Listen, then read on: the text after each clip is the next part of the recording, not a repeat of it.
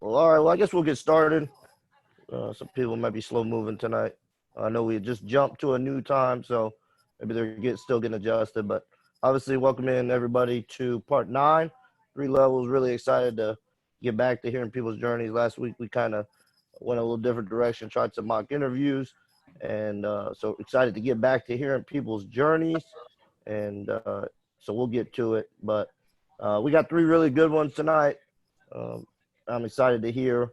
One, I don't really know at all. I'm excited to get to hear him, and then 2, I've gotten to know on some aspect over the years. So really excited to get to hear them. So obviously, just a couple of the rules for anybody that doesn't know. Just we'll let them share, and then we'll open up for questions. If you have a question, obviously just introduce yourself, name and what school you're at, and then we'll go from there. So first up tonight, we've got Coach Ross Hodge from University of North Texas, associate head coach. And I want to thank Kareem Dowling for introducing me to Ross and encouraging me to get him on. So, obviously, if Kareem's so passionate as he is about anything, about getting Ross on, I know it's going to be good. So, without further ado, we'll turn it over to Ross. Hey, Dave, appreciate you having me, man. Excited to be on this, type of platform. And I've watched so many of these, man. And that's what's unique about this time period is you do have a chance to maybe slow down from our normal routines and, just a wide array of speakers and topics. I mean, I've seen high school coaches, D3 coaches, WNBA coaches, and just it's a great opportunity to learn. And so as I share my journey and some thoughts on some things I feel like are important, it's certainly not like I have all the answers, man. I mean, this will be my 18th year in college coaching. And I told Coach Grant McCaslin, our head coach, I feel like at times I know less now than I ever did, and there's just so many ways to do things, so many different avenues to take with the game itself. So I'm excited, if you guys have questions, even as I'm kind of going through my path and who I've worked for, if you have questions about those, certainly feel free. And I'll talk a little bit about just a couple of topics. Nothing crazy. We can open it up. So that was one thing. I was a junior college coach for 5 years, 3 at Paris, and 2 at Midland. And then my first coaching job was Southern Miss, assistant coaching job at this level. And one of the things I was most excited about when I made that transition was being able to go watch people that I really respected practice. Mark Adams was at Howard, who is pretty much the de facto defensive coordinator at Texas Tech now. Johnny Estelle was at Navarro, Steve Green at South, just so many. But being able to go and watch that as a JUCO coach, you don't always get to do that. But so I was really excited about that, just to be able to learn and kind of watch people, and see what makes people great in different ways. But I'll get going a little bit. Before I do, man, I'll tell you this: I have an 8-year-old son, and like most people, we were shut in pretty good because of the COVID stuff. But he just started practicing back baseball last week. And just getting back out there after like 2 months of not doing it. As soon as I got home, I text Matt and Kareem, our other 2 assistants, and I said, man, when we get a chance to get back out on the floor with our teams, it is going to be a hell of a day, man. Because just even being out there with little 8-year-olds running around, it was fun. So, but yeah, I'm from this area. Grew up right outside of Dallas, went to Seagoville High School, played for a phenomenal coach. Leonard Bishop was his name. Great man, really believed in me as a young guy, as a young player, and helped show me a way. Wasn't great by any stretch of the imagination, but was a good player. But Coach Bishop was a great coach. He coached, and we were good at Seagoville High School. A couple years later, that's where LaMarcus Aldridge played. At Seagoville, he was probably 4 or 5 years after me. But when I left and went to Paris Junior College, I played there. When I was playing there, Coach Bishop went to Dallas Lincoln High School. and actually coached Chris Bosh there. And they went 40-0 and won the mythical national championship. And they were running all the same stuff that we did. Same plays, same system, and we were going 19-10 every year, and he went 40-0. And so at an early age, even as a college player, it kind of gave me an indicator of what we all know, right? It's like how important players are. And then played at Paris, went on, played the next 2 years at Texas A&M Commerce. I'm a Division II school here in Texas for Sam Walker. He's the winningest coach in Commerce history. And then was a GA there after that for 2 years. And really, to be perfectly honest, man, those were probably my 2 funnest years coaching. I just made the transition from being a player to being a GA now, and was so young and immature and didn't know how hard things really were in this business. And we were like winning games and, you know, went to the Elite Eight my second year there. And it was really just the time of my life, man. You know, and they say ignorance is bliss. It really was. I didn't know really what was going on, what I was doing, but it was fun. And for me, it was a blessing. And I've told people this because there's no blueprint how we all got here. We all have different paths. And one thing that was unique about being a GA at a Division II level was that, you know, you got to be on the floor and coach, as opposed to maybe a GA at the highest level, or is at our level now, where you're doing maybe some, you know, a wide variety of things, but your coaching input isn't necessarily high. And that was one thing I was really appreciative of, and probably helped shape my career. And then after my 2 years GA, and went back to Paris as an assistant for Bill Foy. He was a great coach who won a national championship at Paris Junior College in 2005. I came back to be his assistant in 2006. And the first time he wanted me to come, I wasn't sure if I wanted to go. Because like I said, I was having the time of my life at Commerce, man. We were winning. We were going to be good again. I had met my wife, who was just my girlfriend at the time. And I didn't really want to go. And he was like, Ross, if you think you want to get in coaching, he's like, you need to do this. And it'll make or break you, you know, the junior college level. And got there, was there 1 year as an assistant, and just kind of got lucky, man, got the break that I needed. Coach Foy actually came to North Texas, as this whole thing goes full circle. And I never thought in a million years that Coach Foy was going to leave. He had been there 10 years. And he went to North Texas, and I got the Paris Junior College job when I was 25, like super, super lucky. Inherited a very good team, inherited a couple guys that were almost as old as me, that I'm forever grateful for, man, because they really allowed me to take off that first year. And we had 3 good years, went to the national tournament my second year. And then Grant McCaslin, who I work for now, was at Midland at the time, young coaches, you know, getting to know each other. And he went to Midwestern State from Midland. He helped me get the Midland job, went there for 2 years, had 2 really good years at Midland. My second year got beat in the national championship game by CSI. Pierre Jackson was really good. He was the best player on the floor. We couldn't guard him. They beat us. And that was kind of around that time, you know, that I had kind of started getting the itch. I'd been a junior college coach for 5 years and made it to the national championship game, coached really good players, a couple NBA players, and started getting the itch. And it was at that time that I was really good friends with Greg Heyer. And we met when he was at Chipola and I was at Paris, and we became good friends. And he was at Southern Miss at the time, and they had a good team there. And he just took the Wichita State job. And he called and he was like, hey, Ross, I'm going to tell Larry Eustace was the coach at Southern Miss. And he's like, hey, man, I'm going to tell Coach he needs to hire you. What is it going to take? Coach called me the next day. I went out there, and we were at Southern Miss. Was at Southern Miss for only 1 year. We went there. We went to the NCAA tournament. We got beat by Kansas State in Pittsburgh. It was in Conference USA. It's when Memphis was really good. Central Florida, Tulsa. It was kind of the old Conference USA.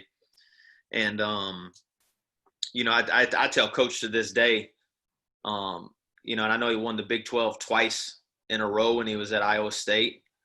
And he'd done some great things at Utah State prior to that. And even at Colorado State, we had really good teams. But to me, personally, like his greatest coaching achievement was we got an at-large bid at Southern Miss, which was just crazy because they lived through Katrina as well. Coach Dixon, you mentioned that, and that hit Hattiesburg really hard too, so they had to kind of start over as well. But went there one year. Coach got the Colorado State job from there. We go to Colorado State for 4 years, had really good years there, went to the NCAA tournament, beat Missouri, got beat by Louisville the year they won the whole thing, had a really good team, had another, set the school record for wins, coached a lot of good players. And then Grant McCaslin, who was, circling all the way back to the junior college side of things, which I'll talk about here in just a second. He got the Arkansas State job. He had been assistant at Baylor for 5 years, and he was like, hey, man, come be the associate head coach, and went there. And it was a new experience for him and I, because most of the jobs that I had went to were already set up for success, and it was more of a maintaining and trying to elevate as opposed to trying to turn around a program. And learned a lot through that experience. We did some good things. We beat Georgetown that year. On the road, we were 23.5-point underdogs, tied the school record for regular season wins. Was there just 1 year, and then North Texas opened up. And Grant's from Irving, I'm from the Dallas area, and it was kind of a no-brainer for us. So came here, similar situation.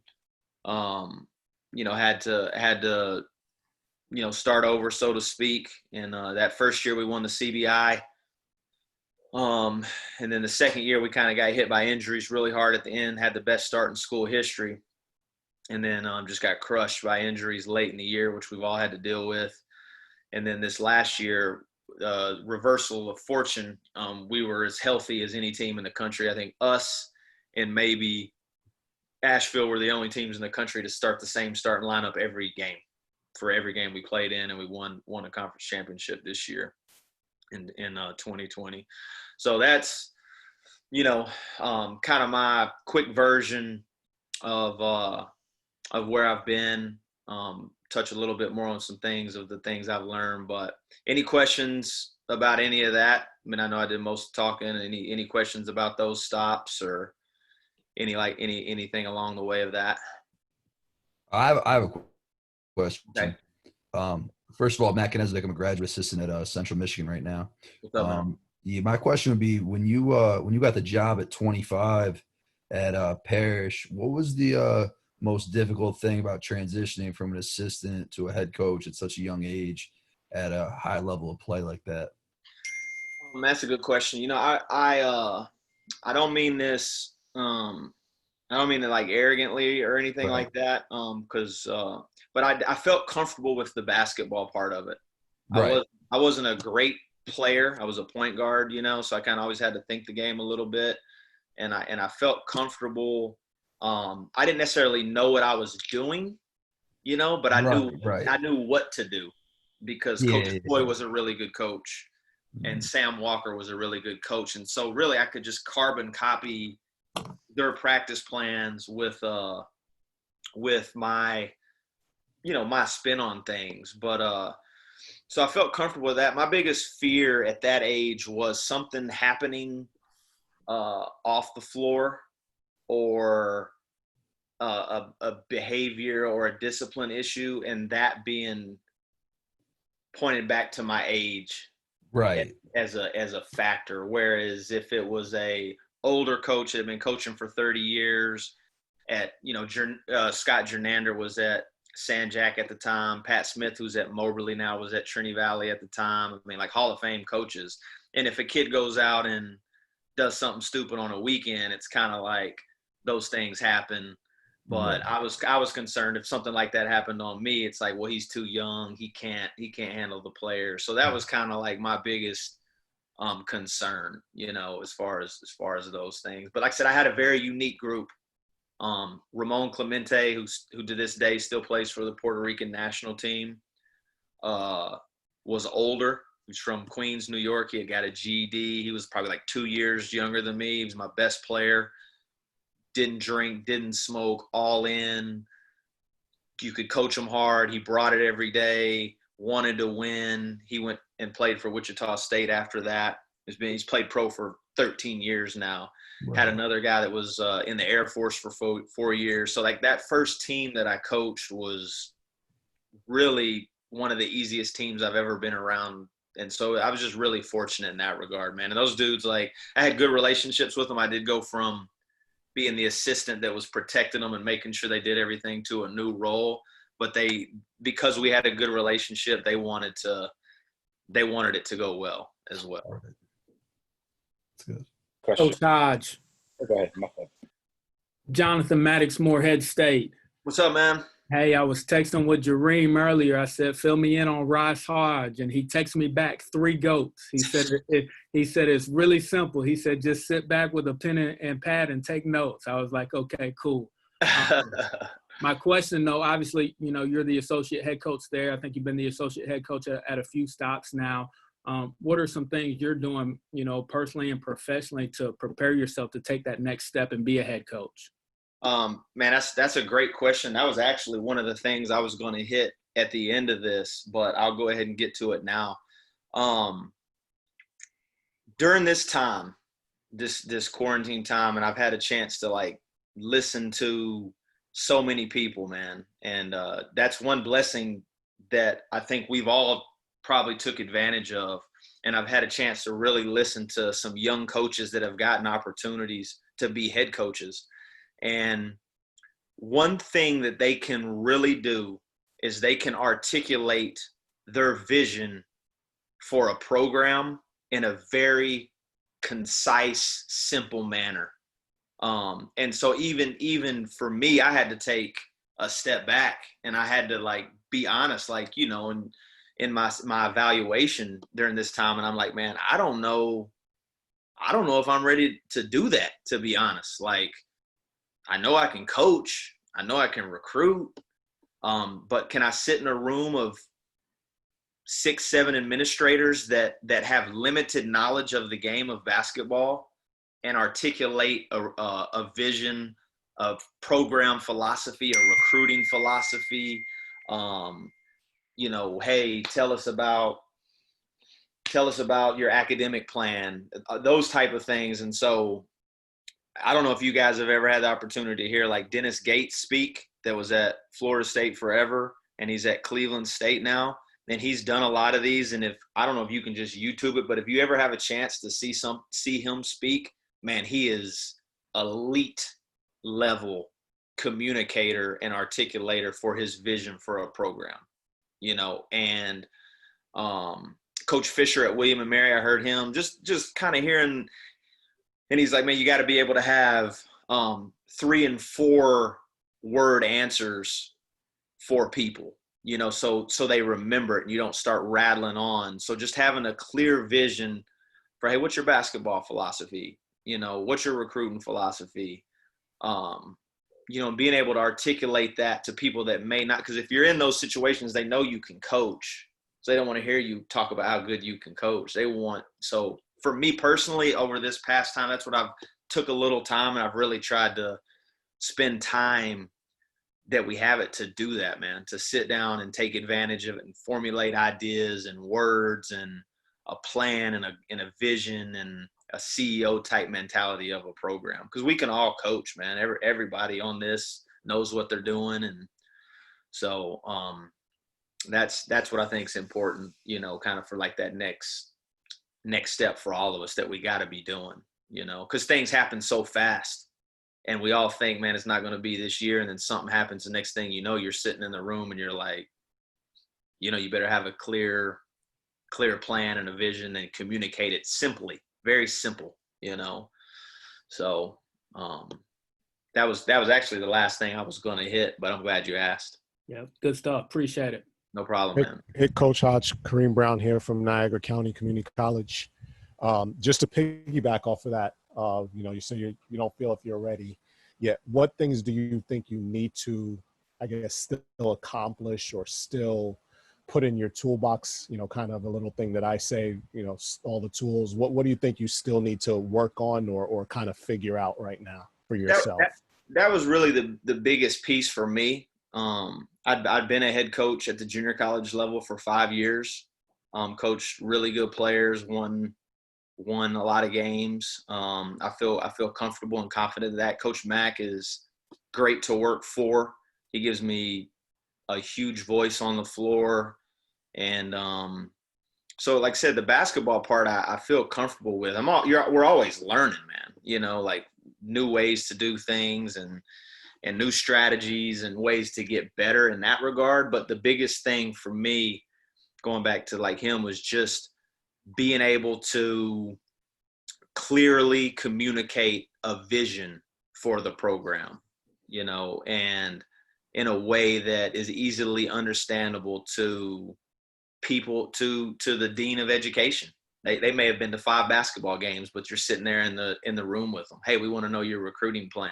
How quick can you rattle it off? And that's what I've heard these people say. It better be like second nature, what you want to do.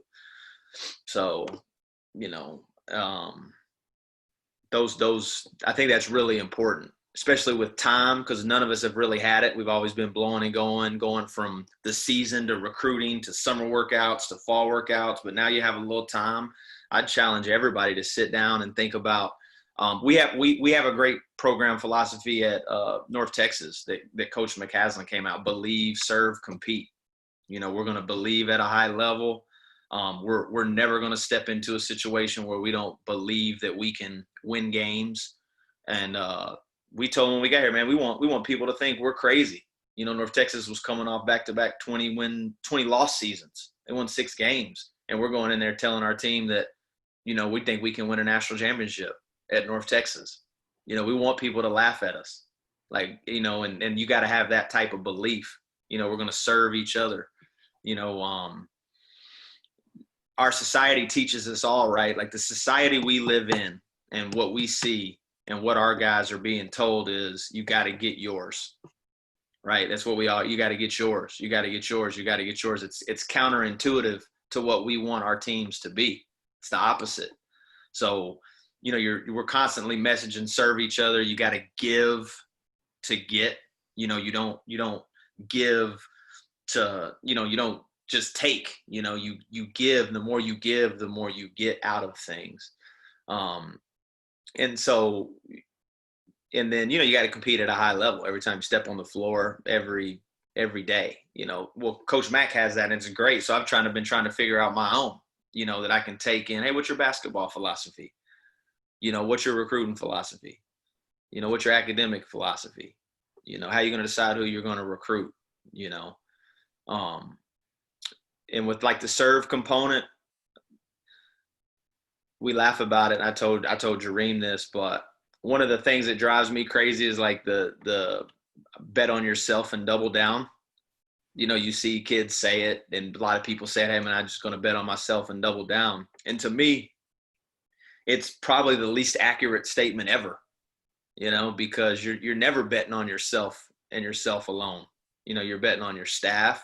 You're betting on the players that you recruit. You're betting on the people you work with. You're betting on your family. I mean, you're betting on a ton of people. Now I get it, what it means. It means you're going to put the work in and you're going to make it happen. But you're betting on a lot of people. You ain't never just betting on yourself. Even people that play individual sports still have coaches that they got to work for. So for me, that's the biggest piece, man. Just being able to clearly communicate that stuff at a high level.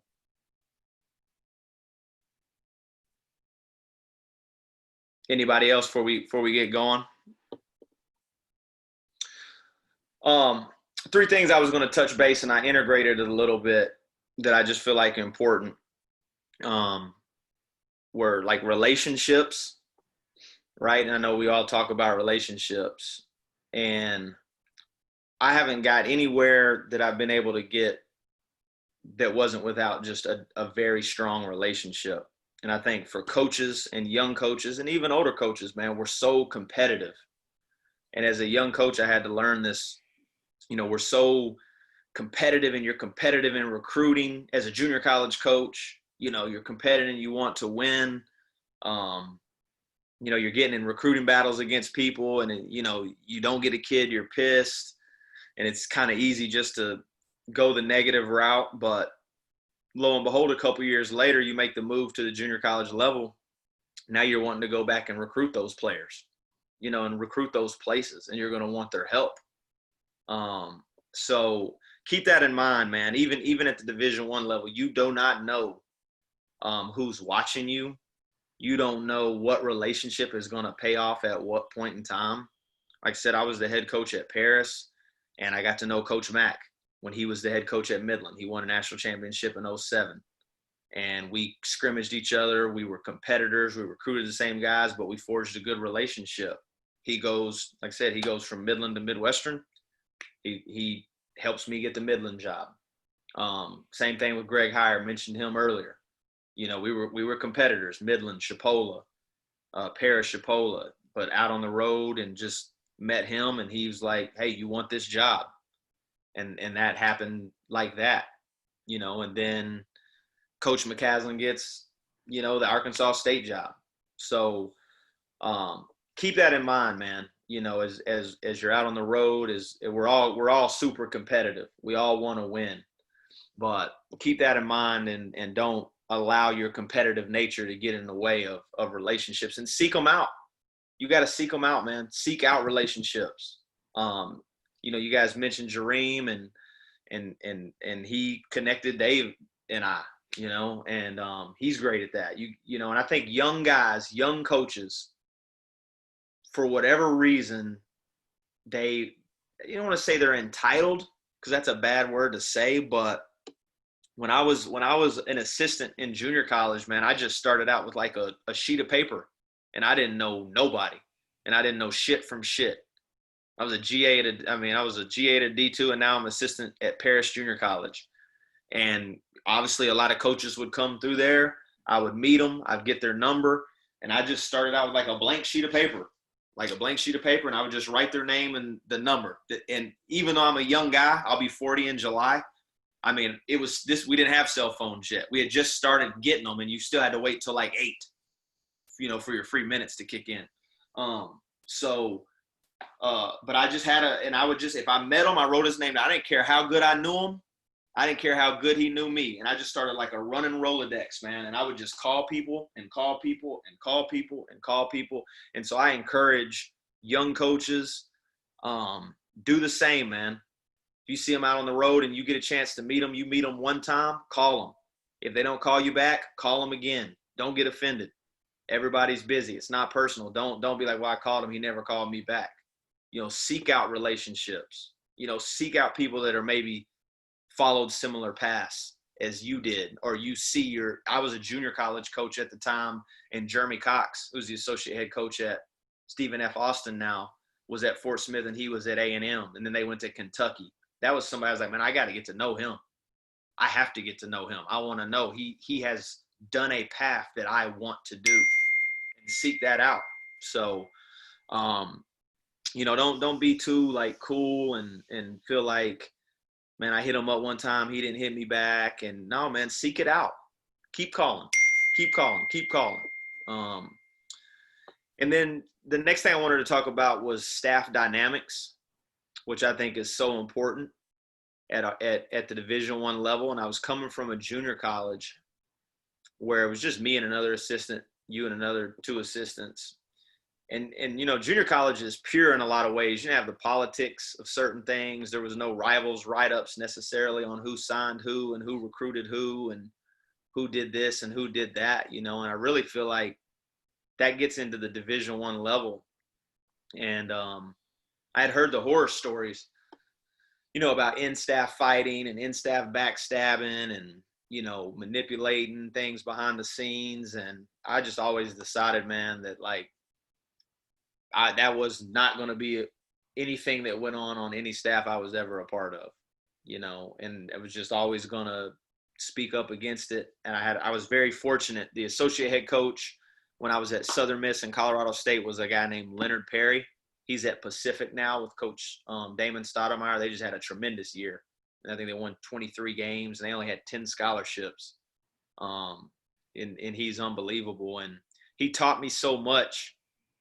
In particular, he taught me so much about being in the role that I am in now as an associate head coach. And he took every bullet.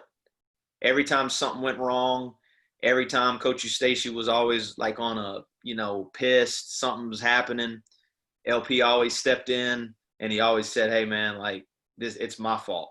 It was my fault. It wasn't Ross's fault. It wasn't Nico's fault. Nico Medved is actually the head coach at Colorado State now. And I always took that with me. And that's something that I've tried to do. And like with Kareem and Matt, and I tell them, hey man, when you're in the same situation, when you get your opportunity to be an associate head coach, you do the same. So anything that happens in our program that goes wrong, and we all know shit goes wrong, I try to bear the brunt of it, and I have a lot of access to coach, and we all know that it does not take much. Hey man, what happened with that? Man, I don't know what so-and-so was doing. I don't know what Kareem was doing. I don't know why he did that, and then you just stoke those fires. And so I learned that from Leonard, and I've took that with me, and I've tried to incorporate it with how we run our own staffs. And I told our guys when we first got together, Dave, and I guess Jareem's, took me up on it, man, because he's one of a kind. But I told those guys, and it was just us talking. I was like, look, man, everybody, I'm sure most of the people on this have thought about having agents, are in the market for getting agents. When you get to this level, that's kind of a next step deal. But I told our staff, man, let's be each other's agents. Let's be each other's agents, man. Let's sell each other harder than we ever sell ourselves. And if we have an issue with something that one of us is doing, let's communicate with each other and not be afraid to call each other out on it, man. So it ain't going to be no like, I signed this guy. No, man, we signed this guy, and let me say, hey, man, Kareem signed Javion Hamlet, the player of the year. Let me say, no, Matt Brower signed Terrence Lewis, who we talked about earlier, or, James Reese. Matt got that done. Hey, how's Kareem to work with? And what happens when you take that approach? It actually becomes authentic. It's not even phony. It's not even fake. When you take that approach with your staff and you take invested interest in each other and you legitimately want to see other people do well and help them and build them up, because we all have egos. And we're super competitive now. We're competitive in practice. We keep in Kareem's office, there's a tally on the board on who's won scrimmages against each other. We keep a running total. I think Matt's up 12-11 over on Kareem, to be honest, at the moment.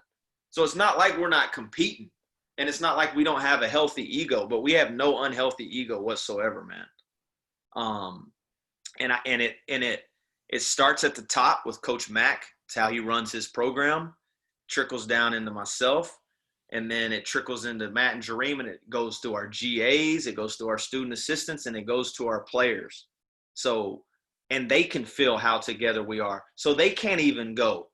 They can't even find a crevice or a creek in one of us. Like, man, what's up with Coach Hodge, man? He's tripping. No, and we have each other's back. For you that have kids, your kids know when you and your wife are like fighting. They know when everything ain't all right on the home front. Same thing with your players, man. They can feel it. They know if there's animosity or anxiety amongst the staff over BS. And, I'm not saying you can't have success with that, because obviously you can, but I think over the long haul, it's significantly harder to do so. So I think that's a really important piece, man. You got to celebrate each other. You got to be each other's biggest advocates. You got to have each other's backs, because it doesn't take much to, you're out on the road. Hey, how's Matt? He's all right. Or who signed so-and-so? Maybe he's a bad player. Maybe somebody signed a bad player on your team. You know, who signed him? You know, and just all the little things, the little infighting, which leads me to the most important piece, in my opinion, of this whole thing is you got to win. You got to win, man. And we all want to advance in our careers. We all want to move, whether it's move to a higher level assistant. We all want to make more money. And I shared this with our staff. The biggest raises I've got through my coaching career is because we won, and it maybe was the least, maybe I had the least amount to do with those situations. I went to Southern Miss from Midland, and I signed one player because the team was already there. They were good. They had their team coming back. I brought in one player. He was a good player. He was all league. But then we go to Colorado State. I get a ginormous raise. We go to Colorado State. We inherit a very good team. We inherit an NCAA tournament team. We go to the NCAA tournament, break the school record for wins, but we recruited a couple guys on that team. And then we go to the NCAA tournament and we get another big raise. And then, we had a lot of turnover. We didn't have as good a year. And we recruited all of them and we didn't get a raise. So I know we all feel like you have to show what you're doing from an individual standpoint, but if you just be about winning, man, and try to help your programs win. And if you look at, been really fortunate, man, the people that I've worked with, assistants, like I said, Nico Medved is now the head coach at Colorado State. Leonard Perry is the associate head coach at Pacific. James Miller came to Arkansas State with us, spent 1 year at North Texas. He's the associate head coach at New Mexico State. They ain't lost a conference game in about 5 years. Our staff now, Jareem Dallin, who a lot of you guys know, and he's took major advantage of this time. He's been on a lot of platforms. He's, like I said, if there's somebody with a better heart than that dude, I want to meet him. And he's a tremendous person, and people have no idea how good of a basketball coach he is because he deflects so much onto other people, and he's so giving, he's so willing to share. But he's coached the Virgin Islands national team, a senior team, and they've medaled and had the highest finishes in FIBA tournaments ever.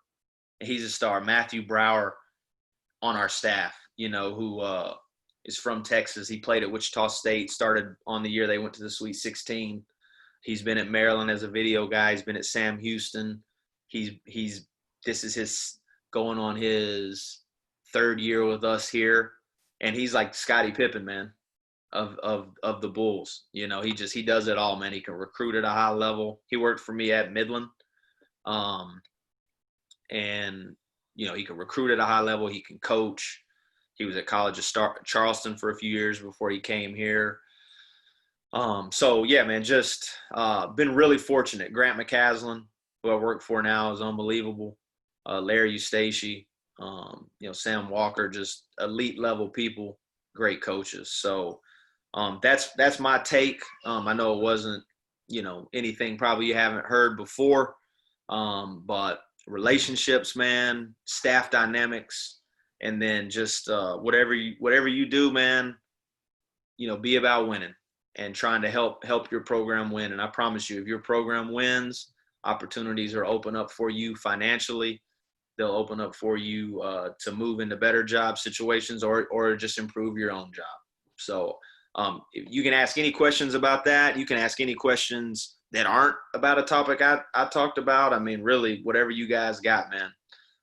Or if we're ready to, you guys have heard enough of me talking, ready to move on to Coach Dean and Coach Dixon, I'm cool with that too. So fire away. Coach, I got another question. Okay. So you talked about the relationships aspect of things, obviously, from when you were a junior college head coach. And now I'm moving from a position where I started off coaching at a high-level prep school and on the EYBL circuit, and now I'm a graduate assistant, right? So you're not on the road anymore. And, coaches, it's not like you have players for them to recruit anymore. So, like, obviously, when you were a JUCO coach, you formed a lot of your relationships, I'm sure, through guys wanting to recruit your players. How would you say a good way to go about building relationships would be when you're not on the road or in, either support staff or old Division I? Man, I think you just got to seek them out, man. Yeah. Like, I know that's what's so awesome about these platforms. They've given people opportunities to kind of put names and faces together a little bit. And right. I'm sure you've heard, there's a lot of people you probably met through this, and even you and I here now, and just seek those relationships out, man. And like I said, don't be afraid to seek out and ask questions. I think a lot of times for young coaches, you want to portray that you know what you're doing, and I know, and you want to prove to people you can do it. But man, be vulnerable, be hungry. Don't shy away from, like I said, man. Don't get discouraged if you call somebody a couple times and they don't hit you back, and you're like, oh, they don't want to, I don't want to bother them. But just keep at it, man. Keep seeking out relationships, and opportunities, will come for sure. Appreciate that. No.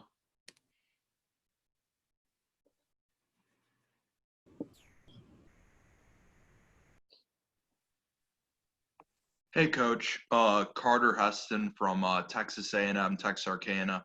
I know you briefly talked about being 23.5-point underdogs. I don't know what point in your career that you were at when you guys beat Georgetown. Were you at North Texas or sorry?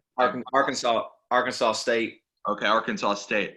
Kind of something like being a head coach at lower levels and not having as much exposure to point spreads and stuff like that. Do you ever use that to motivate your guys? Say we're huge underdogs tonight. People feel like they're counting us all out. Let's use that competitive edge in some way. Or is that something that's more taboo? Because obviously now there's just so much exposure to it. And just wanted to see what you thought about that. Yeah, man.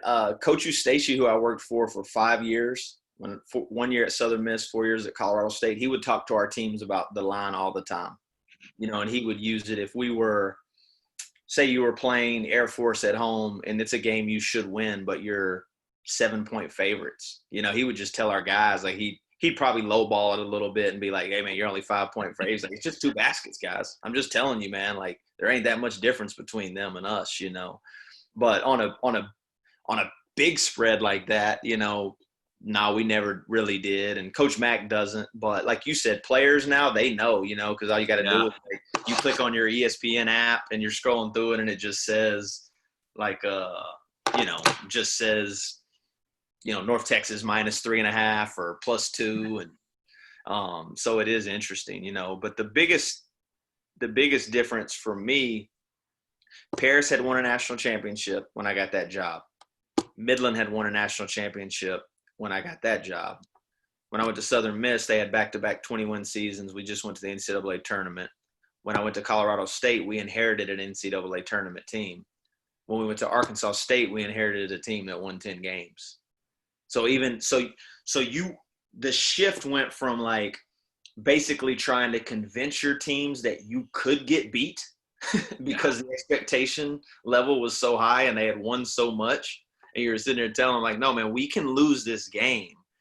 And then you had to go and shift, which was new for me personally and Coach Mack. Now you're having to get guys to believe that they can go beat somebody. And maybe they don't know if they can believe. So you did have to change how you approached even your own players. You weren't dealing with super confident teams that maybe you could beat down a little bit because you knew in the back of their mind, they're like, man, we're winning this game. You're going into situations now where they don't know if they're going to win the game. So, but that was a fun night. It was a perfect storm too. They had just played Maryland in the what's the arena where the Wizards play? Verizon Center? Anybody know? Verizon Center, I think. Anybody know DC, Baltimore guys? But anyways, so they had just blew a 10-point lead with a minute to go on Tuesday against Maryland. they were leaving. We played them on a Thursday. The next morning, they were leaving to go to Maui for the Maui Invitational. Look ahead, yeah. And the Verizon Center was being used for a concert, so we had to play in an on-campus gym. And they just weren't quite ready to go. We jumped on them early, and then we hung on for dear life at the end. But it was a fun night. What's up, Ross? Lucas McKay. It's Capital One Arena is what it's called now. It was Verizon at the time in DC. No problem. What's one thing having a JUCO background, one thing you've learned from that experience that sticks with you today and you think about or relate back to at some point every day, every week, every season?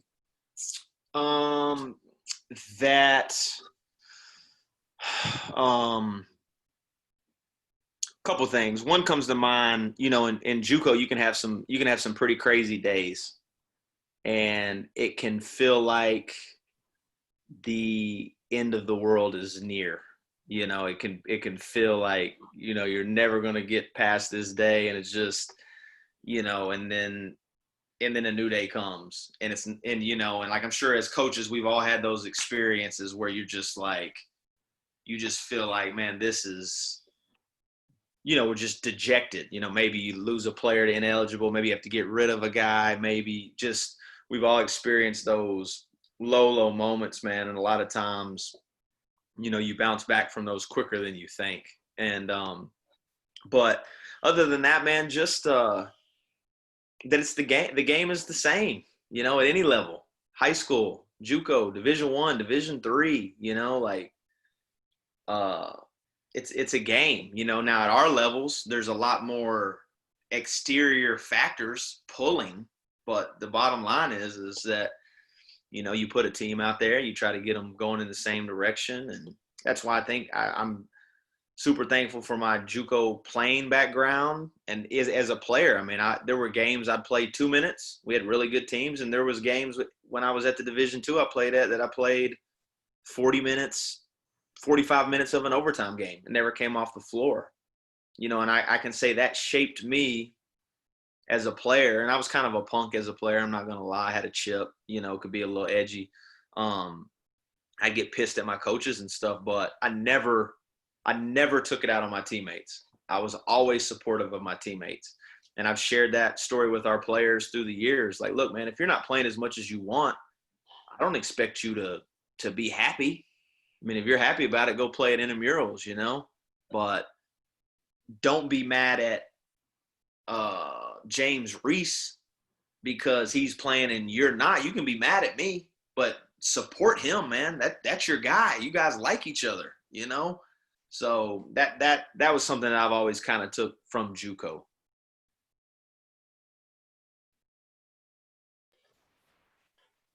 Awesome. Well, shoot, Coach Hodge, I appreciate it. It's been really good. A lot of good information, and thank you for sharing with us. And hopefully, I know a lot of people had some good notes. I was getting some texts about people having good notes. So I appreciate you coming on and being willing to share your insights from your journey with us. So, Coach Hodge, I really appreciate you. Oh, man, thank you. Enjoy everybody. Like I said, I'll put my number in the chat, or if you got something you can write down. My cell is 903.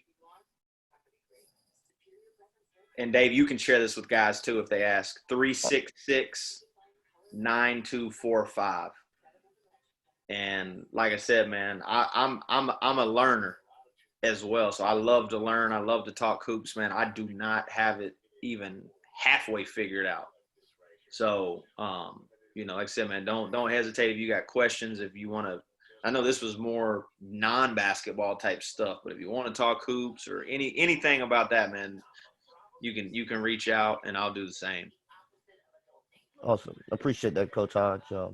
Really enjoyed your insight and stuff with us. So next up, we're going to go to Coach Reynolds Dean at Clemson. Gotten a chance to meet Coach Dean past couple of years and get to know him, obviously being a South Carolina guy. Myself, getting to know him at Clemson. So without further ado, I'm going to turn it over to Coach Reynolds Dean. Thanks, David, man. First of all, thanks for having me. Thanks for everyone that took time out of their busy schedule tonight. I see the coronavirus is kind of getting lifted now. We got a lot of people here, so thank you guys for coming out.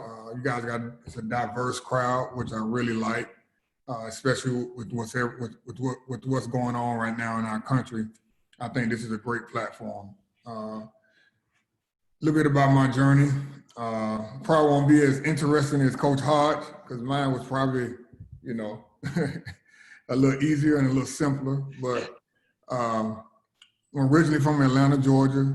I'm that underdog guy, that 6'5" guy that kind of nobody wanted down south. And I actually, Coach Dickerson is on here. He recruited me a little bit as well. So I ended up at the University of Rhode Island from Atlanta, Georgia. So go figure. That's kind of how my story probably starts. Being a Southern guy, going out of my comfort zone to New England. Had a really good career.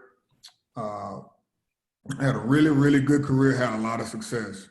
Played for two great head coaches, Al Skinner and Jim Harrick. Went to the Elite Eight. Played with a lot of pros. Then I took my talents over, like these guys say, took my talents overseas. I played 10 years over in Spain. So just like Coach Hart had his, like at 25, I was still playing. I retired at 32 and I got into coaching. And I see a lot of guys on here right now, some high school coaches and some, GAs. So a couple of ways you can get into coaching. And in my experience with it, you're either going to be a player like I was, and somebody remembered you for what, all the blood, sweat, and tears you gave them. You're either going to be a connected guy, meaning I'm connected with this AAU program. My brother is married to that woman who's the AD. Some kind of way you're going to be connected, and then you have a hard-working, gritty guy who works his way up and everybody recognizes him, and that guy can get in that way as well. So those are kind of the three ways. So when I finished my professional career at 32, I had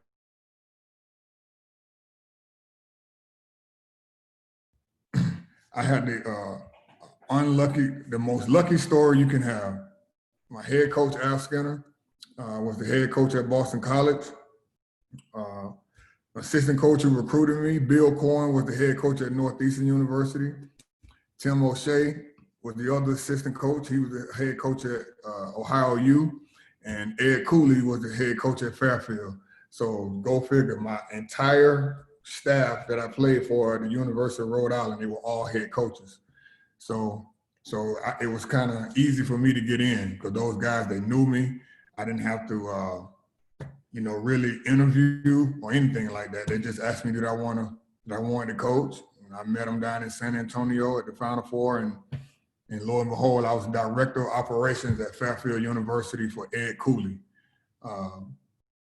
It was a great 6 months there. I learned a lot. I got a first piece of my humble pie, like 2 weeks on the job. Carmen Massariello was he was a Dobo. No, he was a AAU coach with the City Rocks. And I don't know if you guys know Rick. I forget Rick's last name. He was at DePaul. Forget his name. But anyway, he left, and I'm in a Dobo spot. I'm thinking Ed Cooley's my friend, my buddy. He's just going to bump me up to be a coach. And he didn't do that. So that was like my first taste of humble pie. And I learned a lot. And the one thing I remember about that situation was Ed Cooley said, I want you to learn every single position in an office before you become a head coach. And that's something that stuck with me in like my first 6 months of coaching. So I was the director of operations, and that's where I started developing my, passion for coaching. Because when you play 10 years overseas and you're used to making good money, and then you come and you're a Dobo making like 18,000 and you're running camps and you're doing all this administrative work, you can't get on the floor, it kind of tests your patience a little bit. And that year, I will say that year is what got me here today. And I spent 6 months there, and then I got the job at Northeastern University with Bill Coyne, who actually recruited me. I stayed 5 years there, and just like I learned a lot with Ed Cooley, I learned even more with Bill Coyne. I stayed with him for 5 years at Northeastern. We was in the CAA. Some of you guys probably don't remember the old CAA with VCU, Old Dominion, George Mason. I mean, we had, 2 of those teams went to the Final Four out of our conference. And I would say with Cooley, I had some humble pie, and with Coach Coyne, that's when I learned my most about coaching. I learned to recruit, and with him, he had a saying that stuck with me, and I'll never forget it. I got it in my office right now, and we was talking about recruiting. He said, measure twice and cut once.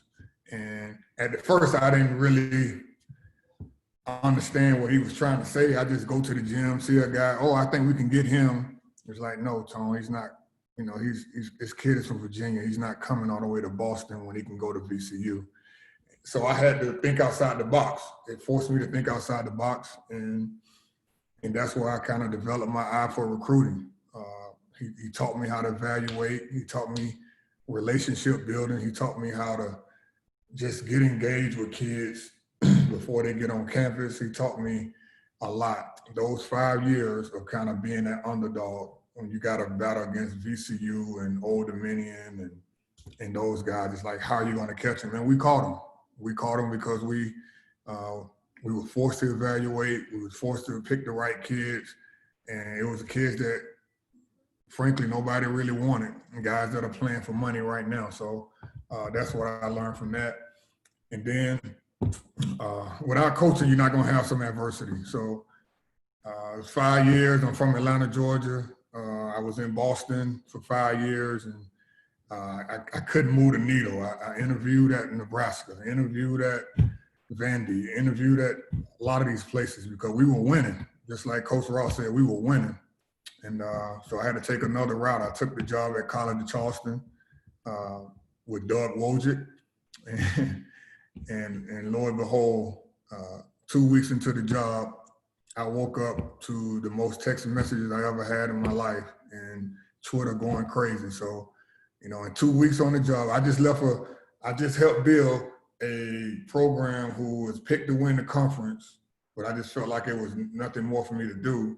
I take the job at College of Charleston, trying to chase, a little money, some more, get closer to home. And 2 weeks on the job, Doug Wojcik, I wake up and he's fired.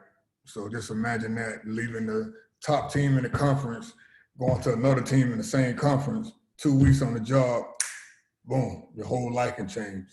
So, he got in trouble. I know you guys well documented for all the things that happened.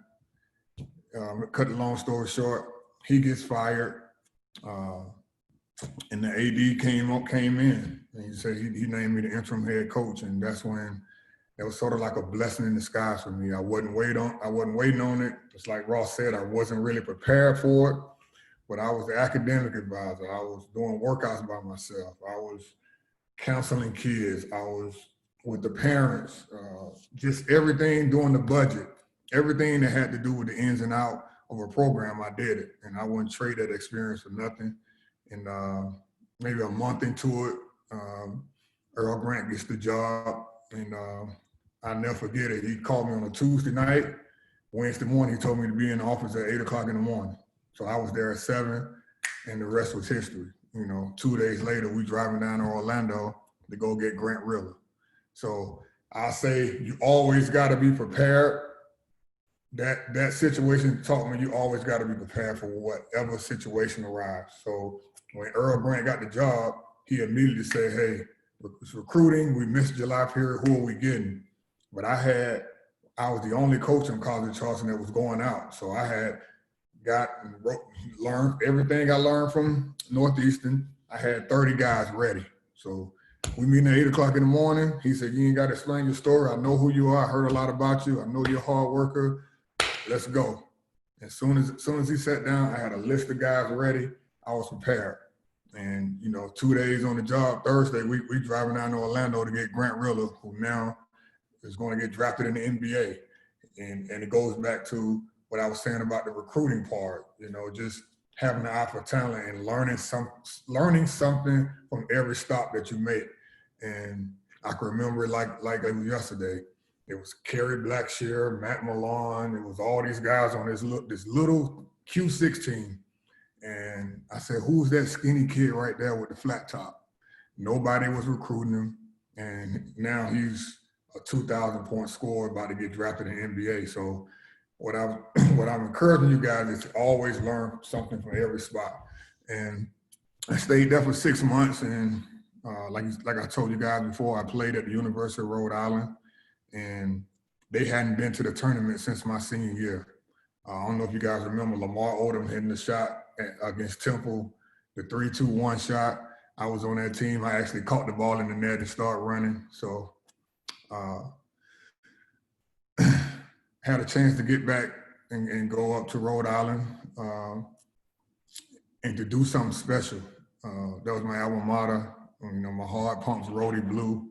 And it was a chance to work for a good head coach, Dan Hurley. The program was already going in the right direction. They just needed help with getting over the hump. And me being the person that I am, I just wanted to do that for my alma mater. But in that situation, it was the hardest coaching situation of my career. He was very demanding, and I wasn't used to that. And that was the only time I was caught off guard in my career, going into a situation where I've been working for a lot of guys that I knew. And working with Dan Hurley was one of the best experiences for me because it taught me to get outside of my comfort zone. And his big thing was standards. All right. So my standards were, hey, this is my position group. Hey man, we second in the league in rebounding and block shot. No, we should be first. And those are some of the things I learned from him. Now, we didn't always agree on everything, but he pushed me and pushed me and pushed me, and I got out of my comfort zone. And that allowed me to be where I am today. And that's down here at Clemson University. It was in the up and down, but it was one of those jobs where I knew I could flourish. I've been that underdog guy kind of throughout my whole life, whether it was the 6'6" kid that nobody wanted, boom, Rhode Island, we win. Whether it was Northeastern, going up battling against VCU and Old Dominion, whether it was Rhode Island that hasn't been to the tournament since 1999, whether it's Clemson. Now you battling the so-called giants of college basketball. So that's kind of my story. And I kind of call myself the ultimate underdog. I'm still one of those guys right now. I think my next stop, I want to be a head coach. And right now, I may not be the guy that's, all over Twitter. I don't have a check by my name, but I think a lot of guys know me and they respect me in the business. So any questions you guys have right now? I know I spoke a lot. I know I went through college and overseas and things like that. So my journey was kind of different. I'm giving you guys a different journey because I know Ross was JUCO. I'm probably the on the player side that got kind of lucky with some of the coaches that I knew. I got a question for you, Coach. Okay. You said that Coach Hurley kind of pushed you outside of your comfort zone a little bit. Can you just elaborate on, you don't have to go into like grave detail or anything, but can you just talk about maybe some areas that he, like you said, he forced you to, whatever that was that kind of you felt like even helped you elevate to where you are now? Yeah. Well, to give you the backstory on it, Ed, I don't know if you guys, Ed Cooley, Bill Corn, Earl Grant, those are kind of fun environment. I wouldn't use the word relaxed, but I would say it was player friendly. Dan is totally opposite. You're down there with your guys. Practice start at 3. It's 2:45. You're down there shooting with guys. He walks in, everybody uptight immediately. And me, I'm not used to that. I'm like, no, that's just an example of like he had everybody was, I wouldn't say scared of him, but they had the ultimate respect for him.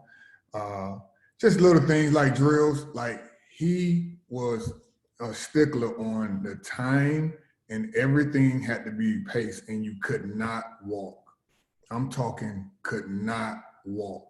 If it was a drill and if you didn't run to the next drill, everybody running. Like things like that.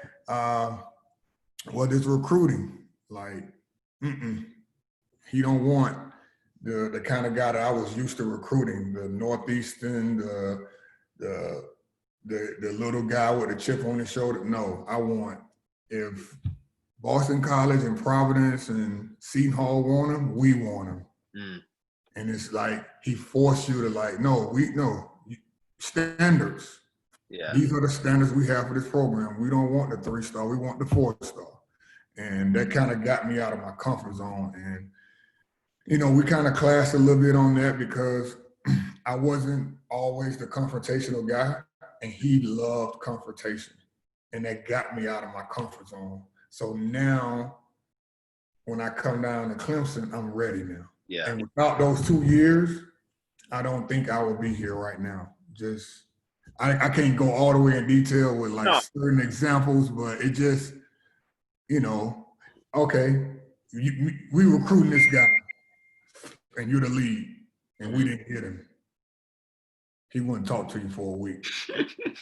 You know what I mean? Like he walked right by you. Yeah. Talk to you for a week. It was that kind of environment, like you had to be on your stuff. Yeah. If it was a project, if it's a scout and you don't watch 4, 5, 6 games and you miss one detail, he gonna let you know after the game, the next day in film, in front of the team. Like he was demanding. He was, I want perfect, as close to perfect as you can get. Yeah. That's what he was. Good stuff.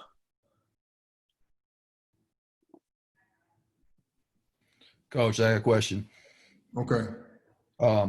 What do you think the biggest adjustment was for you when you're going from that ops role to getting back on the floor? I mean, obviously you played at a high level and stuff like that, but you hadn't coached, right? Yeah. So I'm just obviously there's a difference between playing and coaching. So I was just curious what you thought the biggest adjustment was there.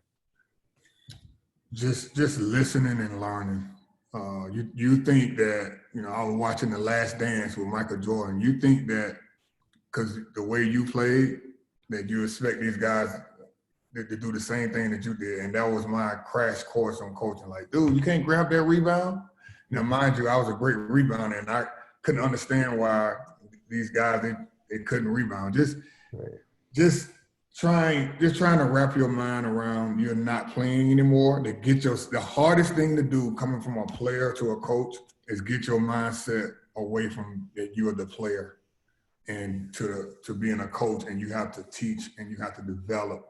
That's the hard part, because as your own person, as a player, you have standards. So if my free throw percentage is at 60%, me as a competitor, as an individual, I'm gonna go in the gym on my own. Now, on the coaching side is how can you relay that message to get this guy to go in the gym and do it on his own, who doesn't have that self-drive, that self-motivation. So I would say that was the hardest part for me, was just turning off that player mode. And it all started when I was in the ops position where I couldn't get on the floor. I was itching, couldn't work guys out. And when I finally got my chance, it was like, hey man, you're not really ready. Like you haven't did a Zoom call or went to a coaching's clinic, and you haven't put together a scouting report. It's easy to sit back in the ops and a GA role. I'm telling you this, listen to this. It's easy to sit back and say, I can do better than that coach. He don't know what he's doing. Until when you got to get up that first couple of times in front of that team and explain to them what they got to do in the scouting report. It's you think that, oh man, we got some bad players here. Why can't we recruit better players? Until you get out there and you see when them guys ain't calling you back and ain't picking up your phone call. So I would say sit back and learn more, do more listening than talking, and just sit back and take notes. And obviously you're going to do it your own way and find ways to be more interactive. But, you know, I would say sit back and just listen and learn. Appreciate that. Mm-hmm. How are we doing, Coach? Manny speaking from Orangeville, Canada. Quick question, just to touch base on what you said. How do you go? You've been at different levels now, you know, being at Northeastern and, you know, now at Clemson and everything in between. How do you go about that when recruits aren't answering your calls or text? And kind of what's your approach? That's a good question, man. Recruiting done changed so much. It's funny, like Coach was saying about he had to write all the numbers down, the free time at the 8 o'clock. I remember those days. It's funny what I'm about to say. It was easier before social media, and it's crazy to sound. You can go to a game and be on a kid that you know is so good. But now, if a kid's in that game and he has 18 points, if he get interviewed by rivals or somebody, instantly he's on Twitter. Then because 80% of these coaches, they social media recruit. Whoever is on the timeline, that's who they kind of put in their database, and that's who they choose to recruit. So it's gotten harder, and it's even harder now. Like every level you go up, you got to get a better player. So right now in the ACC, you're going to have a lot of people that's going to call you and say, hey, man, you got to stay away from you. This guy is good enough to play for y'all. And you got to ask them, what does that mean for y'all? You know, he's good enough for you, but you won't send him to Duke. You won't send him to North Carolina, but he's good enough for you. You got to be careful of those kind of guys. And you got to trust your own eyes, man. Trust your gut. And sometimes your gut is going to scare the shit out of you, but you got to go with it and you got to trust it, man. Now, I've made some of my best decisions when I wasn't 100% sure, but it was something that I saw in the kid that I really like. This drew me to him. If it's a guard, and you know I was a big man. If it's a guard, if I want to get out of my seat and play with you, then that's a good sign. That's a really good sign. And you got to just trust your eyes. And I kind of break it down into like 3 categories for me personally. It's talent, it's character, and it's toughness. If you got 2 of the 3, no matter what level you at, you're gonna make it. You know, it's a lot of guys that's talented, but they ain't tough, and they're knucklehead. They ain't gonna make it. You may have a guy who's not as talented, but if he's a high character kid, meaning he work hard, go to class, he never talk back to his coach, just a high character kid, and he tough, he gonna make it. Somehow, some way, he's gonna make it. So I just think in that recruiting, you gotta have a philosophy. Appreciate it, Coach. Okay. Hey, Coach, another question about recruiting. Obviously, like you said, it's just hard to keep secrets in today's day and age. A guy might blow up and get 15, 20 offers in a couple weeks. And so do you guys like have a certain point, especially when you're at Charleston and at some of the mid-major schools, in which like you might have your eye on a guy, been talking to him for a long time, and where you kind of you feel like you have to not give up on them, but you feel like, you know, I don't have a fighting chance anymore just because of something that happened. Obviously, like guys like Grant Rowe, or some of them just don't get discovered and then turn out to be just amazing. I think he only had like 3 or 4 D1 offers, but what do you do with the other guys who really get a lot of exposure and start moving up the ranks? Well, I think most staffs around the country have a wish list per se. You know, you're going to recruit, you're going to have your top guys, your category A, your category B, and nobody really wants to get to category C. So if it's a player you really, really like and he's trending towards, for example, this just happened to me. I was recruiting this kid, you know, some of you guys may know him, Dontre Styles. He was on there for a year, flying in and out to Kinston. So I didn't even know what Kinston, North Carolina was. And, you know, humble, humble kid, good family, Clemson type kid, underdog, everything was going good. North Carolina called and offered him. 3 weeks later, he committed. You understand what I'm saying? Like, those things are going to happen. The more you recruit, those things are going to happen. So you just got to have, you always got to have your A, B, and C guy. You always got to have that. And you got to, and it's funny, and it's a mistake a lot of guys make. You have to recruit all of them the same. As crazy as that sounds, you got to recruit all of them the same because it changes. Now that we got the virus and we're not out there, but it changes from game to game. Like, it used to change from week to week. Now it changes from game to game. Like, a guy can at 8 o'clock in the morning, he can have 15. You still in there. He texts you back. Everything good. He had 25 at Peace Jam at 2 o'clock in the afternoon. It's over. So you gotta recruit all those guys as if they were the guy. And some people put all their eggs in one basket. I'm not that way. Some people recruit the top 50 McDonald's All-American, and the other little guys, they don't show them no respect because they just think they can get them at any time. I recruit all 3 of them the exact same way because you never know when you never know what's going to happen. It's so fluid, man. Like, recruiting is so fluid at each level, and trust your gut. And I go back to what Bill Cohen always said, measure these kids twice. Measure them twice, make sure. It's all about, another thing I tell you, it's all about your need. This is recruiting in a nutshell. It's all about your need. It's all about what polo you're wearing and who you work for. And the third one is who can you get? And I think if you kind of have that going into it, you won't waste a lot of time, and you'll get the kids that fit your program and fit what you're about, and the kids that really want to be with you and believe in what you got to sell. Coach Dean. Thanks, Coach. Okay. Jonathan Mattox, Morehead State. What was that quote? 2 questions. You said measure twice. What was the second part of that quote? Measure twice and cut once. And cut once. Okay. Gotcha. And then at Clemson, do you have like certain states or regions you're responsible for? How do y'all break up recruiting, or do y'all just recruit based on the relationships you and the other assistants have? I think a little bit of both. Me being from Georgia, I try to recruit the state of Georgia, and we had a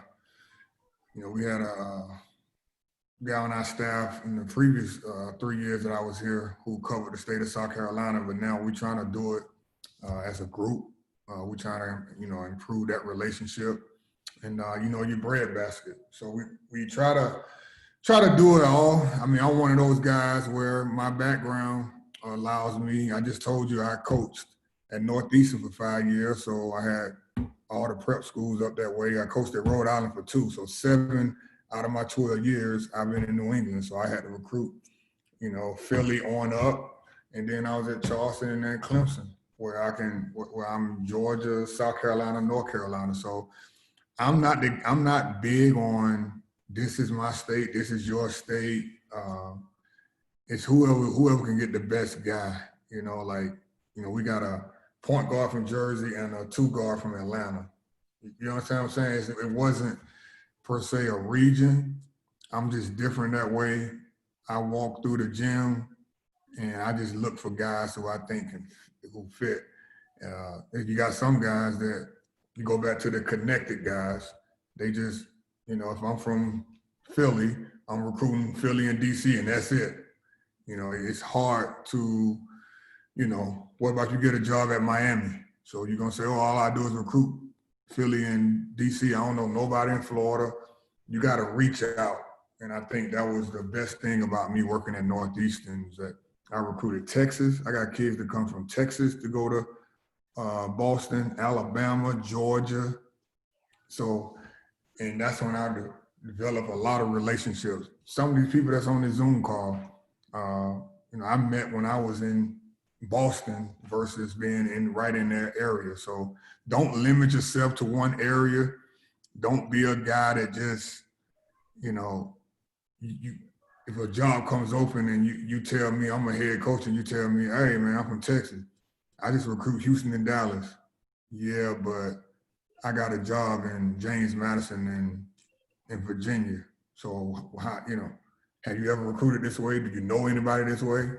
I think you got to just branch out and try to reach different areas in recruiting. So even if your head coach tells you to, hey, only recruit wherever you're from, Tennessee, Kentucky, just still branch out and make relationships with those guys because you never know. Thanks. Coach Dean, how are you? Good.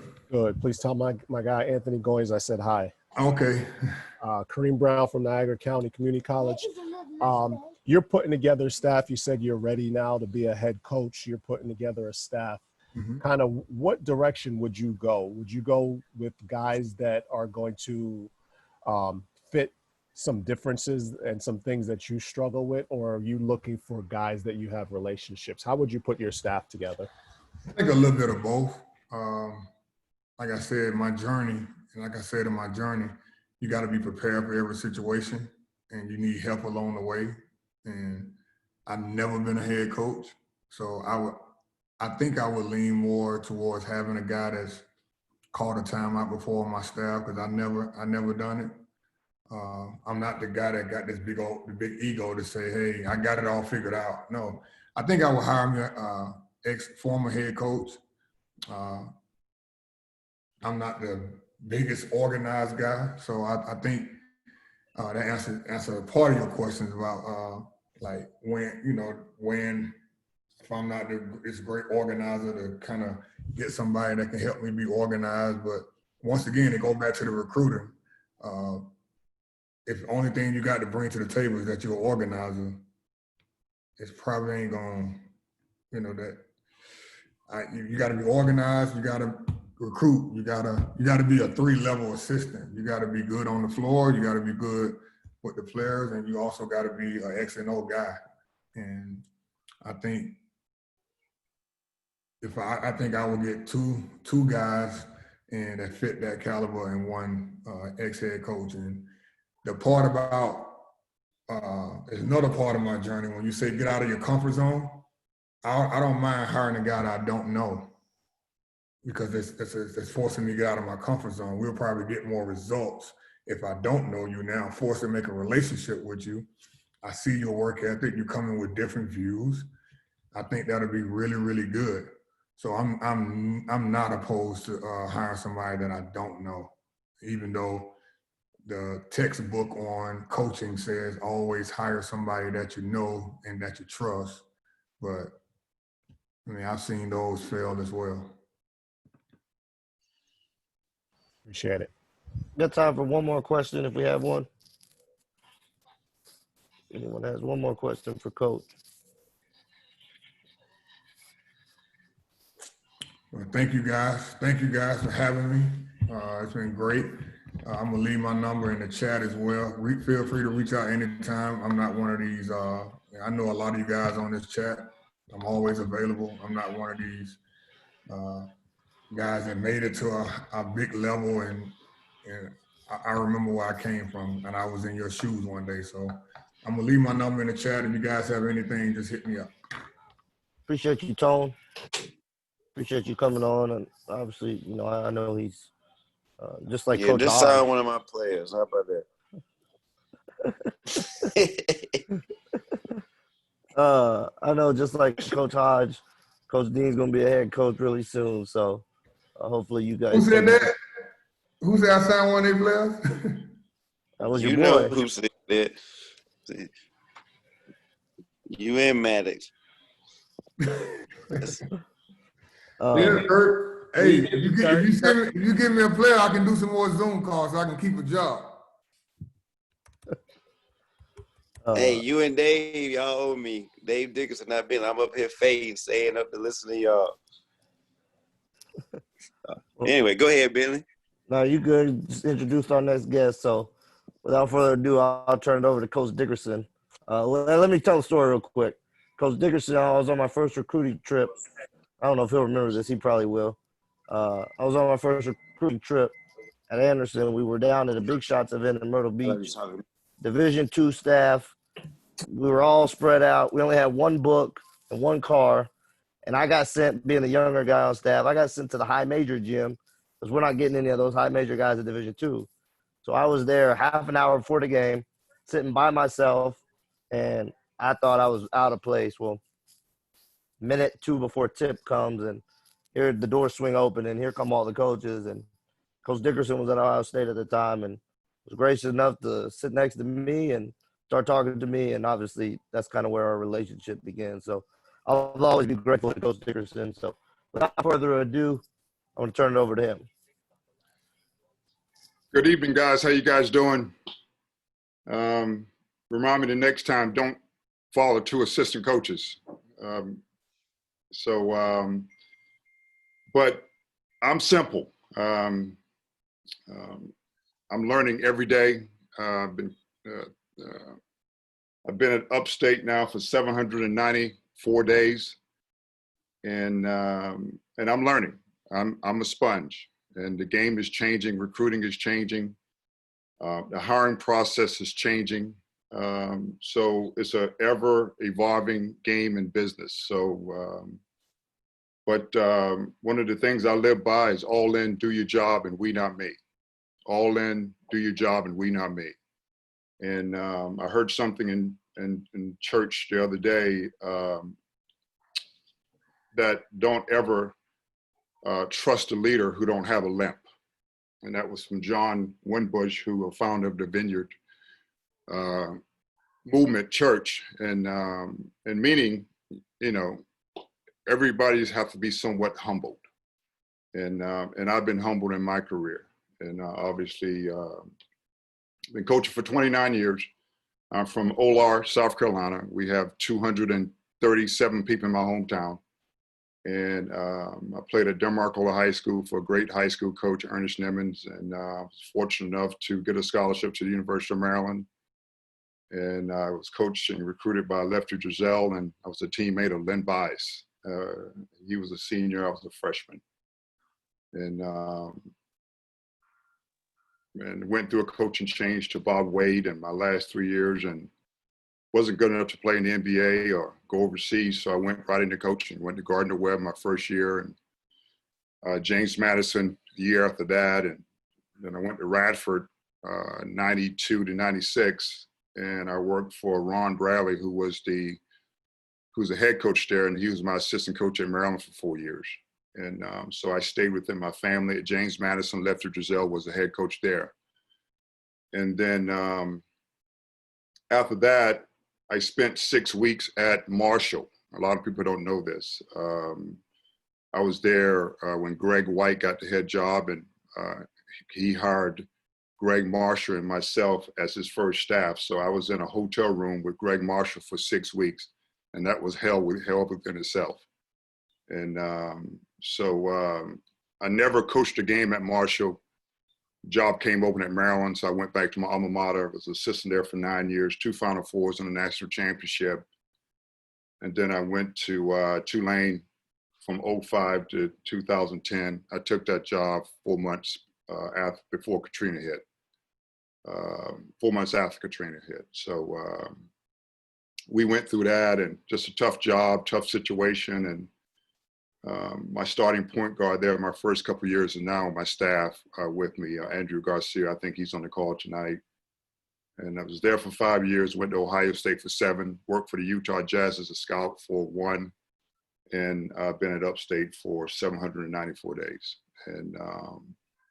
And so all in, do your job, and we not me, and be there and be on time. I don't have a lot of rules. I don't have a lot of regulations. Just all in, do your job, we not me, and be there and be on time. And so, and I think if you can be there and be on time, and you can learn that as a young adult, and then your offense, your weak side offense is going to be on time. Your weak side defense is going to be on time. So all those things are important to me, because as a coach, if you're worried about the first side and don't understand second, third side, fourth side, then you're not a good coach. And so be there and be on time and give your best effort. And that's what we talk to our guys about every day. And I believe in that. And so, so throughout my career, I've coached in 3 Final Fours, won a national championship at Maryland, and I've recruited and coached 18 NBA guys. And so recruiting is one of those things that, for me, I've always tried to get commitments. Recruiting battles, I don't do a good job with. So I worked my ass off the first year or two to try and get commitments and try and get guys early. And we had some great players, some good players throughout my career. And so I'll go in a little different direction because I know the 2 guys went a little long. I'll give you what I look for in an assistant coach, and somebody who's going to work their butt off, somebody that's smart, that's really smart, and someone that's a team player. And obviously, when you win at the highest level, the way I've done, if you have a staff that is not team oriented, then it's not going to work. You don't make a mistake and win at a high level. And so hard worker, very, very smart, and a team player. And I think a good assistant coach these days is going to have to be a crisis manager and be a psychiatrist. And so because I didn't know what parents were sending me until I sent my son to the University of South Carolina. And so I have a better feel for kids now, and kids are going through a lot. And so you have to have a staff that's really good at at handling crisis, and someone being a little bit of a psychiatrist.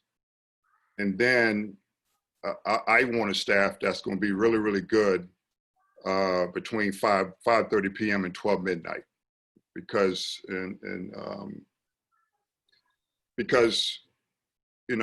during the day you're in the office, you're doing whatever you're going to do, but how you become a good team and a good program, you have to have guys that's going to be in the gym and be around the guys in the dorm and get to know them, build relationships, and so being a good assistant coach from 5:30 p.m. until 12 midnight is really, really important to me, because I always tell my teams, just like you tell your teams, and you tell your players, there's nothing good happen after 12 midnight, right? So you expect for your guys to be in. So you got to have somebody who's going to get them in the gym, who's going to bring them back over to the office, who's going to go over to the dorm and talk to them and have a good relationship with them, because you just have so many people in players' ear right now. And so you got to have someone to try and mitigate that. And then recruiting, recruiting is important. It's the lifeblood of the program. And obviously you want to recruit players that you want to coach. So you got to recruit players that you want to coach. If you don't like them, when you recruit them, then don't recruit them. You know what I mean? And so that's what I've always done. When I was an assistant coach, I got to know the head coach and his tendencies. And I worked for some great guys. I mean, 2 of my guys I work for in the Hall of Fame right now, Gary Williams, Lefty Driesell, and I think Thad Matta being in the Hall of Fame as well. So you got to do a good job recruiting, and you got to recruit players that you want to coach, and you got to recruit players that the coach can coach. And so if you recruit an asshole and the coach can't handle asshole, then it's counterintuitive, right? So recruit players that you want to coach, and recruit players that the head coach can coach. And so you had to do that under Gary Williams, because if he recruited a prima donna, he couldn't make it. And so, and then the last thing I think is important is that it's not what you know, it's what the players know and what the players can comprehend. And so, because everybody, like Ross said earlier, everybody can coach, everybody knows basketball, and we understand that. And everyone has big dreams of doing this and doing that. I want to play like this, I want to play like that. But if your players can't comprehend it, you can't do that. And so from that aspect of it, and I know it's late, so I'll open it up to questions. I mean, I'm been married for 21 years. I have a son, and So that's kind of who I am. So ask questions if you have any. Dave, this is Yes. Cliff Warren calling from Georgia State in Cliff. Atlanta, Georgia. Yep. Always a pleasure to see you. I know most of these guys are younger than the both of us, so I know we both got to hurry up and go to bed. But really fast, can you talk about what your mentality was? What kinds of things did you do in transition from Tulane being the head coach and then being out of college basketball for a year to turning it back around being the head coach at South Carolina Upstate? Tough. It was tough. I mean, my mentality has changed a lot. I remember my assistant coaching days at Maryland when you were at Georgia Tech. We had to. It was tough. Just tough, and my mentality was always that I was just trying to survive day to day, really. Working for someone that's tough and demanding like Gary Williams, in my 9 years, I got fired 15 times. And so just a tough deal. And my mentality was just trying to survive and really, when I left Tulane to go to Ohio State, it was a big adjustment because I was really a part of the country I never coached in. And the Big Ten is an unbelievable conference. It's a well-coached conference. It's a well-prepared conference. And you got to be ready every night. And it's a tough deal. And being out of the coaching for 1 year for me, it was difficult. A lot of people don't know my story, but my wife was diagnosed with stage 4 breast cancer in 2017 in March of 8th. And we lost our job at Ohio State June 5th. And so I was humbled, and I had to figure out, how can I be a better husband? How can I be a better father? And so I elected to not coach that year so I can become a better person, become a better husband, become a better father, and trying to help my wife stay alive. And so that was one of the best years of my life because Utah Jazz sent me a lifeline of being a regional scout. So I stayed at my home, didn't have to move to Salt Lake City. And I just had a chance to just really reflect and humble myself to kind of lose myself from me, to be about my wife and be about my son, be about our family. And so that was very, very humbling for me. And then, getting back in college coaching, I mean, coaching changes every year. People say it's different, but it changes every year to me. I mean, I haven't seen no year the same. And recruiting is crazy. Recruiting is foul. A lot of people do things different. Social media aspect of it is big. And the year I was out, I did not want to go back into being an assistant coach. So I prayed every day to be a head coach. And so I was fortunate that spring I was interviewing for 2 head jobs. And I ended up taking Upstate because it was a challenge. It was down back in my home state. And I thought it would be a great challenge for me in my career. And so you have to be flexible, and you have to learn every day to adapt. And being a crisis manager, like I think that's one of the biggest things you can do at being a coach these days, and especially being an assistant coach. You got to learn how to deal with crisis, because you're going to have them every day because of the kids you deal with, because you don't have their voice, you don't have their mind. So a lot of people have that. So you gotta unplug them and replug them every day. And so those are just some of the things that I think is important when you go from job to job and situation to situation. Dave, if you don't mind, I'm gonna follow up with that too. And you've talked about it, the other speakers have talked about just being humble and staying humble. one of the things you said, I remember talking to you a while ago before you took the upstate job, was if I ever get a chance again, I'm going to make sure I enjoy it and the players enjoy it.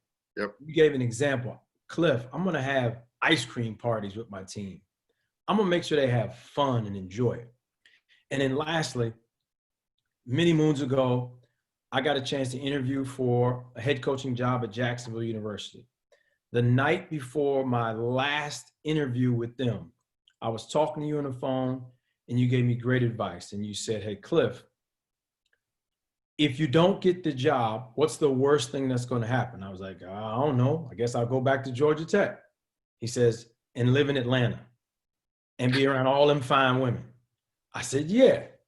He said, so when they give you a chance to talk about what you want to talk about, let them have it. Speak passionately about what you really feel comfortable with and just let it go. And, you know, I remember that to this day. I felt like the conversation was just last night and I was nervous, just like anybody else would be interviewing for a job. But you really put my mind at ease, but it just goes to your humble spirit and that you exuded that through the phone to me. And if I never said thank you, thank you. Appreciate it, Cliff. You know, when you in this business long enough, you're going to be humble. And I'm like, you know, don't ever trust a leader who don't have a limp. I have a limp, and so I'm trying to humble myself every day. But you know, interviewing for jobs is tough. It's tricky. You know, you have to do a great job of having a spill, and my spill was all in, do your job and we not me, and be there and be on time and give your best effort. And so so you have to stand for something. In my programs, I control recruiting. I mean, I control strength and conditioning and academic support, because those are the two most important things to a successful program. And so those guys, my strength and conditioning coach and my academic support person, answer to me, and not an assistant coach. So I just think those things are important. But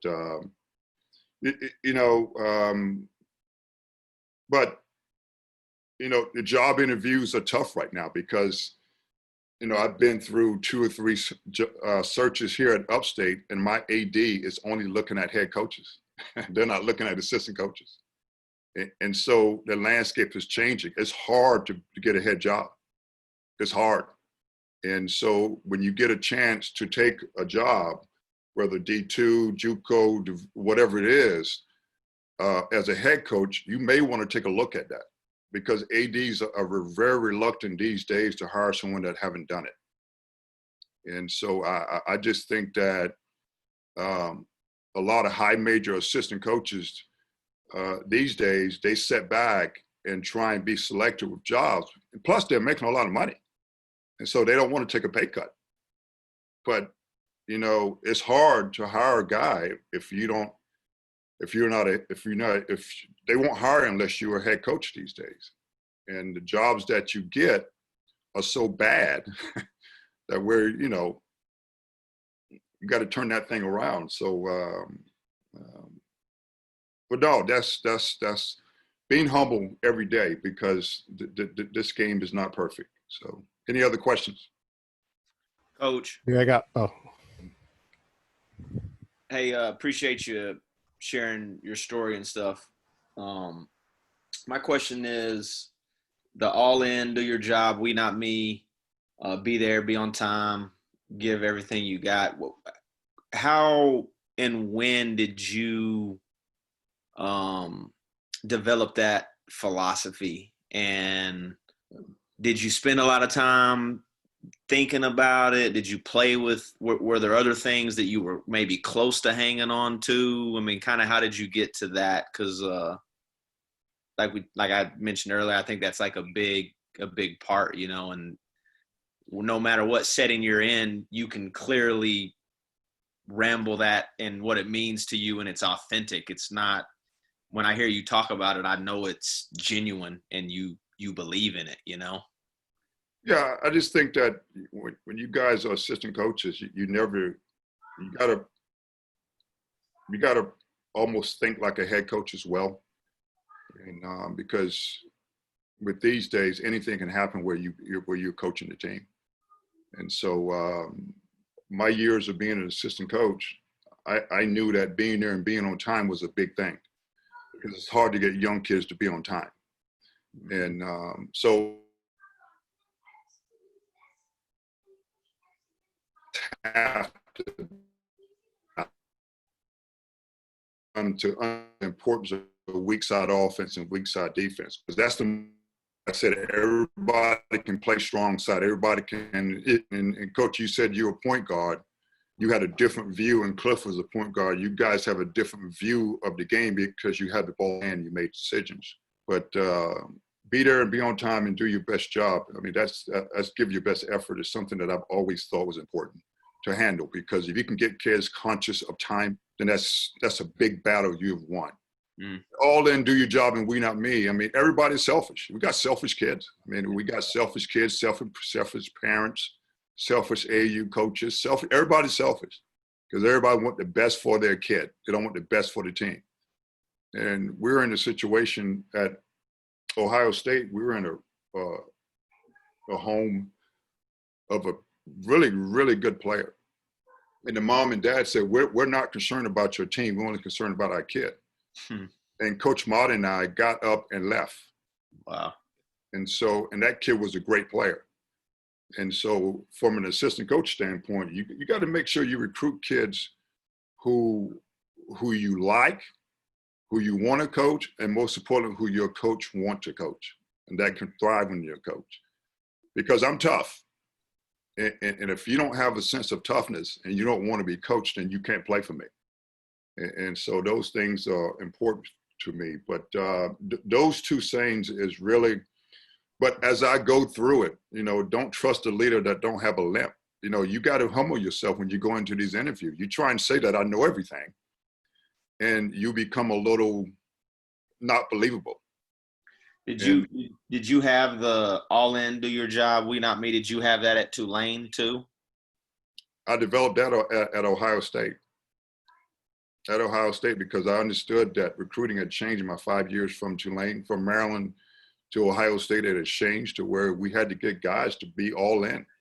Yeah. And have to, you have to give your team their jobs, and you got to get them to think about we, not me, every day.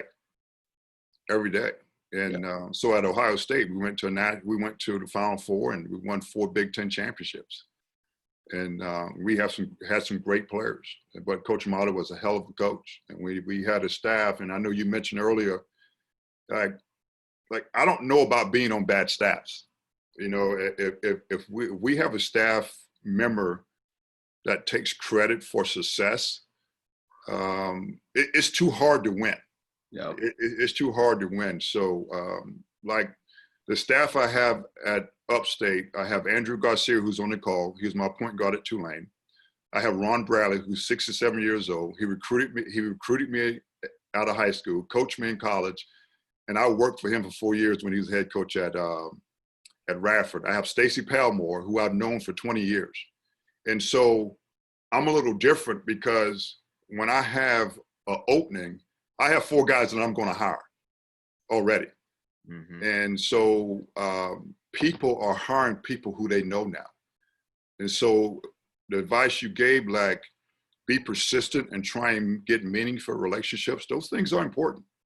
Because like me right now, no one can change my mind on the people I'm going to hire if I have an opening. I'm going to hire one of the 4 guys. And it's not a black-white thing or black-white member of the staff. No, if anybody leave, I'm going to hire one of those 4 guys. And so those are some of the things that I think are important. And yeah. Appreciate that, Coach. Yeah. Anybody else? Hey, Coach Dickerson, Kareem Brown here from Niagara County. Hey, Kareem. Hey, have you picked up or learned something? You've been coaching for a while now, or learned something new in the last 6 to 8 weeks being home? Yes. Oh, yes. Nothing changes. Nothing changes. And what is something that you can give? I've learned that nothing changes if nothing changes. So it's simple, but nothing changes if nothing changes, right? So we got to change, because the kids these days really are kind of reluctant to change. And I've learned that you have to humble yourself. My coach, Coach Garcia, and I had about an hour conversation today about offensive concepts that we really have to be able to do a good job of teaching our team concepts when we get back. Because we had one of the 4th or 5th youngest teams in college basketball last year. And so we were young and talented and dumb, but we played hard and played the right way. And we got some enthusiasm with the program. Now we got to take it to the next level. And so my concept for me is automatics. And so in other words, everybody say different things, but my automatics is teaching kids how to play, right? And so we listened to a Zoom call with Ryan Pannone and just learned offensive concepts and just trying to get some automatics within those concepts and talked about spacing, because spacing is big these days. If you can't space the court, you can't play. And so when I got to Tulane, I was an inside-out coach. The ball had to go in the paint. We won the national championship. We were one of the first teams to win the national championship, didn't have a McDonald's All-American. And we threw the ball inside every third possession. If you didn't, you were coming out. Now, the game is not that anymore. And if you do that, you're probably going to lose. So you got to be able to make plays from the perimeter. You got to be able to create opportunities for others. And you got to be unselfish. And you got to be great at the rim. You got to be great from the free throw line. And you got to be great from the three-point line. And so all those things right now, I'm getting a chance to manifest myself so I can be better when the kids come back. So to answer your question specifically, with offensive concepts, to me, is what I'm learning right now. Thank you. Yeah. Hey, Coach. This is Larry Thompson, the head boys coach at Wheeler High School in Marietta. Hey, Coach. Hey, how you doing? My question is centered around recruiting. I'd like to know your thoughts about just how crazy it is with the transfer portal, and what's your thoughts around recruiting? The reason why I asked it is, of course, I coach high school, and I want to have the best tools possible to help high school kids, get better opportunities. But just tell me your thoughts around, just the overall climate of recruiting and the transfer portal. Well, I think, first of all, and I think Cliff will be able to contend to this, is that we're going to have to do a good job. And even you coach in high school, you got transfers as well. So, every coach in the country is going to have to be able to do a good job of coaching a different team every year. And so what John Calipari is doing and what Coach K is doing, everybody got to be able to do that at a certain, you have to have, because you're not going to have guys for 3 and 4 years anymore. You're not going to have that. And so I'm trying to develop myself from a offensive standpoint and a defensive standpoint to kind of be that coach where I have my system. It's an easy system. You got to teach them how to play within that system and try and perfect that on a daily basis so it can get good enough to where you can win games, because knowing next year, you probably, like at our level in the Big South, and the Big South has some really good coaches and some really good players. We had a kid go to Marquette. We had a kid go to Louisville. Had a kid last year go to North Carolina. Guys are leaving. So your best player is probably going to leave. And so I just think that every coach got to do a great job at knowing and trying to somehow coach a different team every year, but still trying to have some type of philosophies that you believe in and that you trust. With knowing that you could possibly lose, better kids, year in, year out, is the mindset still to coach the same way, or just adjust with the time because you know you'll be having a change in roster maybe, you know, year in, year out? No, I got to adjust. I mean, I have to adjust. I mean, I got to have great relationship with our players. We got to have great relationship with the guys that we recruit. But most importantly, you got to be honest, right? I mean, I just think that coaches get into a lot of trouble when they're dishonest.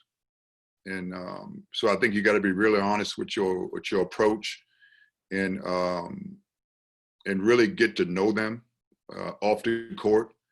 And because kids have a trusting problem because they have so many people in their lives. Everybody got their own individual workout guy. Then you got the high school coach, you got the AAU coach, you got somebody, you know, it's so like they end up trusting so many people to where when you get them, they don't trust you. You know what I mean?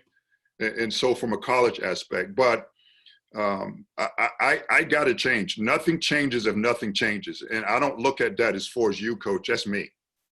That's me. So every day, every week, every month, every game, I have to somehow try and be better the next day at something.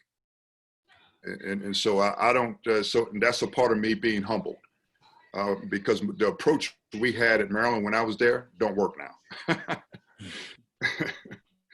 Appreciate that, Coach. Yes. Coach, I got a question. Sure. This also, my name's Matt Knezick, a graduate assistant in Central Matt, Michigan. by the way, you've been asked some hell of a questions, man. So give me a good one now. All right. So this also regards to recruiting. So Coach Dean talked about before how when he was with Danny Hurley, he wanted the highest level kid possible, right? And then you said something early about you wanted to get commitments as early as possible. Are you more concerned with getting the highest level player, or are you more concerned about a guy that just kind of fits what you're trying to do and you think would be a good program guy? Obviously you want good players, but it's more concerning to other people, you know what I mean? Whether they're what fits you or if they just are the best player possible. Well, everybody need great players, right? Right. Yeah. So, I mean, you know, I would like to think that I'm a great coach. Yeah. Yeah. But if you ain't got good players, you're not going to be a great coach, right? And Right. some of my best coaching jobs I've done is when, you know, we haven't won a lot of games. And you know, when I was at Maryland from 96 to 05, you know, in the ACC, you know, you had Duke won the national championship in 01. We won it in 02, and North Carolina won it in 03. And then Georgia Tech went to the final. You know, it's like, so when you just went against great teams and great coaches every day. And so I know Cliff and I approach was somewhat similar. We had to get in there and develop relationships, and you had to try and do it early, because like our motto at Maryland was, we're not going to beat Duke and North Carolina from a perception standpoint. Like Duke can come in and get my wife to go to Duke. And, you know, so you're not changing that. Right. So our perception was you got to beat them on the floor. So we try to recruit guys that had two chips on their shoulder, you know, and so in order to get those guys, you had to get in there early and do a good job. And so I want great players. I want to recruit great players, but I also don't want to sacrifice the other things, because the character piece is a lot, and the loyalty piece is a lot right now. And so if you compromise too many things, you're going to end up recruiting different players every year, right?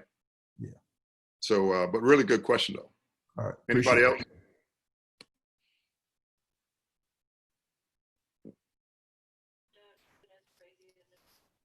Anyone else for Coach? But guys, I really appreciate you, David.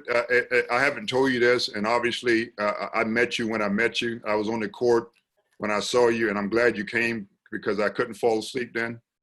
And but hey, I want to tell you this, and I should have told you this before. You're one of my idols, man. And obviously I look up. You know why? Because every place I've been since I've been back in South Carolina, you've been. You know what I mean? Every place I've gone to say, you've never used your situation as an excuse. You know, you grind it, you work, you get out there, you get to know people, and you're doing this. And this is really, really good for coaches to get in front of coaches and give each other their deal. And so I really appreciate you doing this, and you are a role model to me. Well, I appreciate that, Coach. It means a lot. And I know you're not looking up to me, but I know what you mean. I'm looking up to you. So, but no, I really appreciate that, Coach. It means a lot, especially coming from you and how long we've known each other. So, know that I really appreciate that. So, and I appreciate you coming on and share with us. Meant a lot having you on, and want to give a shout out to Coach Warren. I appreciate you coming on and adding a lot of value to the conversation as well. So thank you for that. And thank you for everyone for joining us tonight. Everyone, I thought it was really good. Great conversation, great questions. And hopefully hopefully everybody left with something. So thank you everyone for joining, and we'll be back again next week. So y'all have a great rest of your night. Thanks, guys. Appreciate it, fellas.